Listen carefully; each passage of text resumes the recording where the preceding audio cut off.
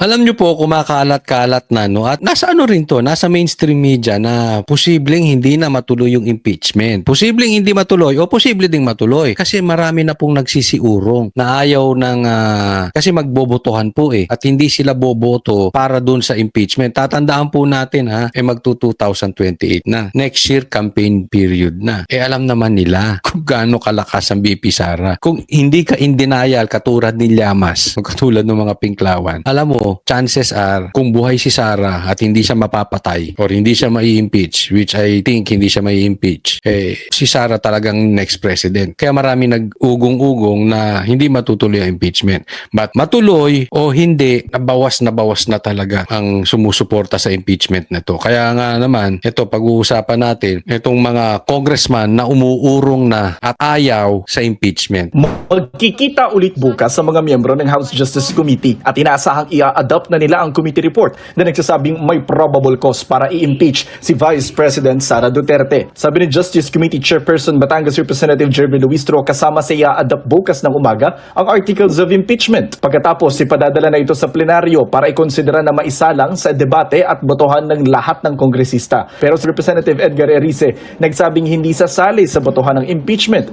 Hindi ko sinasabi na walang pagkukulang o pagkakamali si BP Sara, pero sa tingin ko ayoko maging parte nitong moro-moro na ito na labanan ng mga dinastiya at hindi naman talaga ito sa pagsusulong ng accountability, hindi naman ito sa pagsusulong ng governance. Yan po sinabi ni Erice. Hindi po DDS yan. Hindi DDS yan. Sa katunayan, kinontra-kontra nito si PRRD. Na-interview nga namin ito eh. Oo, talagang dilaw ito. Kaya lang ayaw niya ng impeachment. Dapat ganun. Bakit? Wala namang connection yan. Nasabi nga niya, ang word niya is moro-moro. Wala namang connection yan sa pagkainan. Walang connection yan sa pagkain. Walang connection yan sa gutom natin. Walang connection yan sa ekonomiya. Bakit yan ang inaasikaso natin? Laban lang yan eh. Diba? Kaya nga, ito sana sa akin. Kay pula ka, kay dilaw ka, kay DDS ka. Ang puntiryahin natin, paano ba aangat ang ekonomiya natin? Paano natin hahabulin yung mga magnanakaw ng ghost projects? Doon tayo mag-focus. Tapos ito across the board, sa lahat po. Sana, pag meron kayong pupuntiryahin, halimbawa, bawal ang drugs sa politiko. Hindi yan, kunwari ako magsasabi, hindi lang yan bawal sa kay Bongbong. Dapat bawal yan sa lahat, diba? Yan yung sinasabi ni Erice, pagsulong ng accountability. Hindi naman yung pagsulong na accountability. Pagsulong nung maleta nyo. Pagsulong nung inyong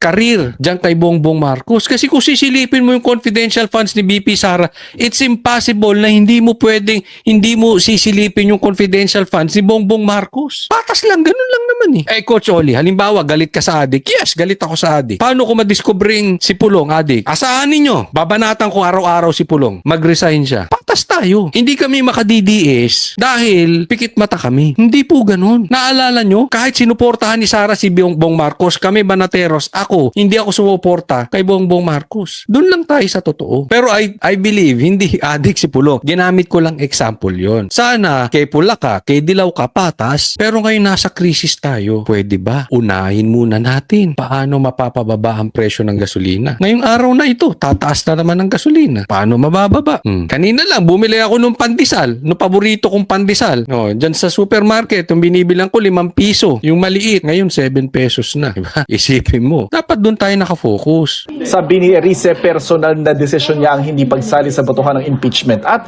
hindi ito desisyon ng kinabibilangang Liberal Party. Iimupin ko sila na huwag kaming sumama sa Marcos, huwag kaming sumama sa Duterte, maglagay kami ng kandidato namin. Yun ang tama, di ba? Hihimukin niya yung liberal. Alam mo kung kayo dilaw, o kayo ay followers, kayo humahanga sa liberal, hangaan nyo to si Erice. Hihimukin ko sila, wag sumama sa Duterte. Tama rin. Huwag sumama sa Marcos. Tama rin. Liberal eh. Kumuha kayo na sarili nyo, kandidato na sa tingin ninyo, matino. Kasi, halimbawa lang to, sinasabi ng dilaw, magnanakaw. Diktador. Tapos, mag-e-eleksyon, makikisama ka sa magnanakaw. Gago ka. Gago ka kaliwat kanan. Ba't mo mo sasamahan? Hindi ibig sabihin kunukonsunti mo ang pagnanakaw. Tama o tama. Dapat manindigan ka. Pag yung tao magnanakaw, magnanakaw. Hindi ko po sinasabi na totoo na magnanakaw yun, ha? Ang punto rito, kung sa tingin nyo, sinasabi nyo magnanakaw at saka diktator tas sasamahan ninyo, tapos magagalit kayo pag tinatawag kayong kain suka. Diba? O ulitin ko yung, sumama si Sara kay Bongbong Marcos. Hindi namin. Ayaw namin kasi sinabi namin una pa lang adik yan, ayaw namin. Nung sumama ba si Sara, sinuporta namin si Bongbong? Hindi. Halimbawa, may senador na tatakbo under the party of Sara Duterte, adik. Ipopromote ko, hindi po. Sabihin nyo lang sa akin, may proof kayo na adik, bangag. Ayoko ng adik. Kailangan bang ano? Hindi. Para makumpleto yung slot. Hindi po. Hindi ganun. Kaya ito yung paninindigan ni Reset. Ito ang tama. Yung mga liderato ng ibang liberal o ng mga ibang dilawan, maling-mali eh. Kinain na suka. Noong April 29, 53 kongresista ang bumoto para sabihing may probable cause para ma-impeach si Duterte. Sabi ni Erice, marahil may dilema ngayon sa mga kongresista kung paano boboto sa impeachment. Tinatansya yan ng mga nakaupong congressman. Ano ba mas makakabuti sa akin? Self-interest over national interest. For example, yung mga nasa Mindanao, siyempre, apektado sila nung backlash. Sinusubukan pa namin kunin ang panig ni Luistro kaugnay sa pahayag ni Erice. Alam nyo po, kumakalat-kalat na, no? At nasa ano rin to, nasa mainstream media na posibleng hindi na matuloy yung impeachment. Posibleng hindi matuloy o posible ding matuloy. Kasi marami na pong nagsisiurong na ayaw ng, kasi magbobotohan po eh. At hindi sila boboto para dun sa impeachment. Tatandaan po natin magto 2028 na. Next year, campaign period na. Alam naman nila kung gaano kalakas ang BP Sara. Kung hindi ka in denial, katulad ni Llamas, katulad ng mga Pinklawan, alam mo, chances are, kung buhay si Sara at hindi siya mapapatay or hindi siya mai-impeach, which I think hindi siya mai-impeach, si Sara talagang next president. Kaya marami nag-ugong-ugong na hindi matutuloy ang impeachment. But matuloy o hindi, nabawas na talaga ang sumusuporta sa impeachment na to. Kaya nga naman, ito pag-uusapan natin, itong mga congressman na umuurong na at ayaw sa impeachment. Magkikita ulit bukas sa mga miyembro ng House Justice Committee at inaasahang i-adopt na nila ang committee report na nagsasabing may probable cause para i-impeach si Vice President Sara Duterte. Sabi ni Justice Committee Chairperson Batangas Representative Jervin Luistro, kasama sa i-adopt bukas ng umaga ang articles of impeachment. Pagkatapos, ipadadala na ito sa plenaryo para ikonsidera na maisalang sa debate at botohan ng lahat ng kongresista. Pero si Representative Edgar Erice, nagsabing hindi sasali sa botohan ng impeachment. Hindi ko sinasabi na walang pagkukulang o pagkakamali si BP Sara, pero sa tingin ko, ayoko maging parte nitong moro-moro na ito na labanan ng mga dinastiya at hindi naman talaga ito sa pagsusulong ng accountability, hindi naman ito sa pagsusulong ng governance. Yan po sinabi ni Erice. Hindi po DDS yan. Hindi DDS yan. Sa katunayan, kinontra-kontra nito si PRRD. Na-interview nga namin ito eh. Oo. Talagang dilaw ito. Kaya lang ayaw niya ng impeachment. Dapat ganun. Bakit? Wala namang connection yan. Sabi nga niya, ang word niya is moro-moro. Wala namang connection yan sa pagkainan. Walang connection yan sa pagkain. Walang connection yan sa gutom natin. Walang connection yan sa ekonomiya. Bakit yan ang inaasikaso natin? Laban lang yan eh. Diba? Kaya nga, ito sana sa akin. Kay pula ka, kay dilaw ka, kay DDS ka, ang puntiryahin natin, paano ba aangat ang ekonomiya natin? Paano natin hahabulin yung mga magnanakaw ng ghost projects? Doon tayo mag-focus. Tapos ito across the board, sa lahat po, sana, pag meron kayong pupuntiryahin, halimbawa, bawal ang